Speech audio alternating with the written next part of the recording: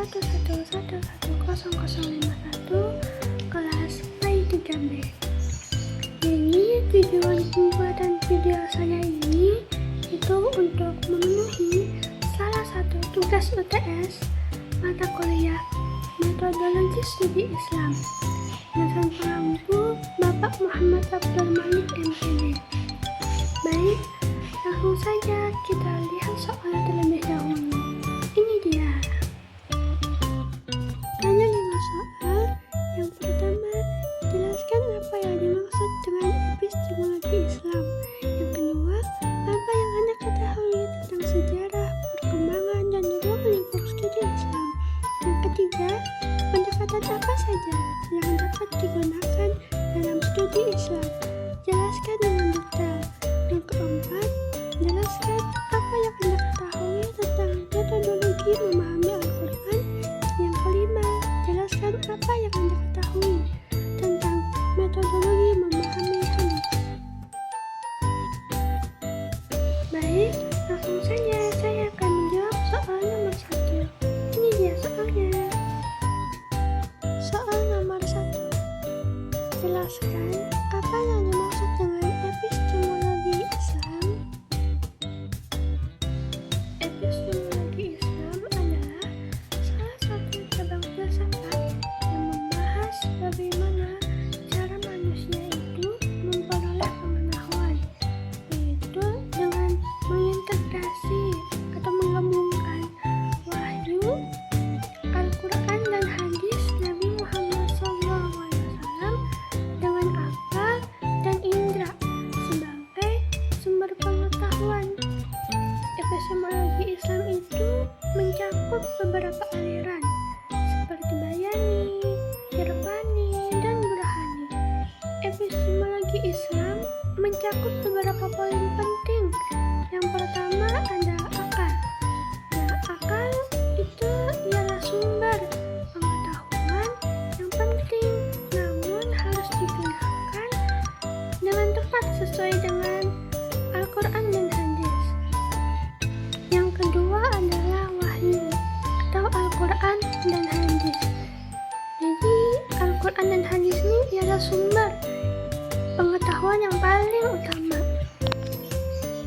Yang ketiga itu ada pengalaman. Nah, jadi pengalaman ini juga dapat menjadi sumber pengetahuan, namun harus diinterpretasikan dengan akal dan wahyu tadi. Terus yang terakhir, yang keempat ialah intuisi. Intuisi ini ialah pengetahuan yang diperoleh secara langsung oleh Allah datangnya pengetahuan ini, atau biasa disebut dengan ilmu laduni. Soal nomor 2, apa yang Anda ketahui tentang sejarah, perkembangan, dan ruang lingkup studi Islam? Sejarah perkembangan studi Islam itu ada 3. Ada pada masa klasik, pada masa pertengahan, dan pada masa modern. Nah, pada masa klasik ini perkembangan studi Islam itu berfokus pada penafsiran Al-Quran dan hadis. Kalau pada masa pertengahan, studi Islam ini sedang mengalami perkembangan yang pesat, seperti munculnya berbagai disiplin ilmu tentang usuluddin, fikih, dan tasawuf. Yang ketiga itu pada perkembangan modern, studi Islam ini mengalami perkembangan yang sangat kompleks dengan berbagai disiplin ilmu tentang sejarah, sosiologi, antropologi, dan filsafat. Nah, pada ruang lingkup studi Islam itu sangat luas dan termasuk berbagai kehidupan manusia. Yang pertama itu ada ruang lingkup agama, terus yang kedua itu ada sejarah, filsafat, sastra, dan ilmu sosial. Soal nomor 3, pendekatan apa saja yang dapat digunakan dalam studi Islam. Jelaskan dengan detail. Pendekatan studi Islam itu terdiri dari beberapa pendekatan. Nah, itu pendekatan historis. Pendekatan historis ini tuh menganalisis teks-teks Islam dalam konteks sejarahnya. Terus pendekatan filosofis. Nah, pendekatan ini tuh menganalisis pemahaman dan pemikiran tentang Islam dan pengkritikannya. Terus pendekatan antropologis. Nah, pendekatan ini tuh menganalisis ilmu tentang manusia seperti asal-usulnya, adat istiadatnya, keragamannya, dan budayanya. Terus pendekatan psikologis. Nah, pendekatan ini tuh menganalisis psikologis itu berdasarkan pengalaman keagamaan. Terus pendekatan sosiologi. Nah, pendekatan ini tuh menganalisis hubungan antara agama Islam dengan kelompok sosial masyarakat. Terus pendekatan tipologis. Nah, pendekatan tipologis ini tuh menganalisis teks-teks Islam yang berasal dari doktrin dan keyakinan. Soal keempat, jelaskan apa yang Anda ketahui tentang metodologi memahami Al-Quran.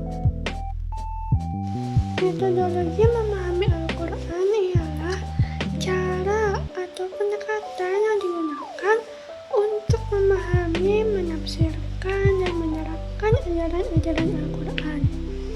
Nah, metodologi memahami Al-Quran itu ialah yang pertama itu adalah tafsir.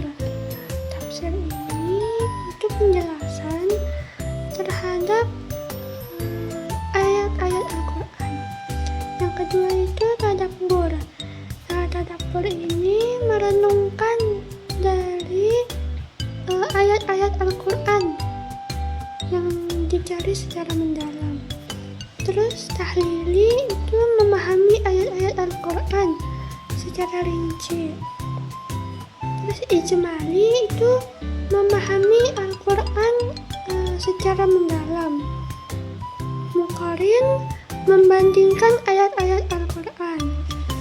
Terus yang terakhir itu maudhu'i, yaitu mempelajari Al-Quran berdasarkan tema-tema atau tematik. Soal kelima, jelaskan apa yang Anda ketahui tentang metodologi memahami hadis. Metodologi memahami hadis ialah cara atau penerapan yang digunakan untuk memahami hadis. Metode yang digunakan dalam memahami hadis itu yang pertama ada syarah. Nah, syarah ini itu cara memahami hadisnya seperti apa. Yang kedua itu ada irfani. Nah, irfani ini memahami hadis tuh dengan cara bermateri secara rinci. Terus yang ketiga ada ijmali. Nah, ijmali ini memahami hadis secara mendalam sesuai dengan urutan kitab di dalam hadis tersebut. Terus yang keempat ada muqarin. Muqarin ini membandingkan hadis-hadis yang sama atau mirip. Terus yang terakhir itu ada maudhu'i, yaitu mempelajari hadis sesuai dengan tema-tema atau tematik. Terus tantangan dalam memahami hadis itu yaitu keaslian hadisnya.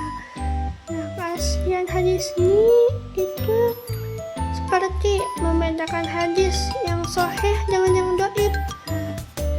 Terus yang kedua perubahan tentang ilmu hadisnya. Terus yang ketiga itu kritik tentang sanad dan matan hadis. Itulah tadi penjelasan yang saya ketahui. Terima kasih sudah menonton. Semoga bermanfaat. Wassalamualaikum warahmatullahi wabarakatuh.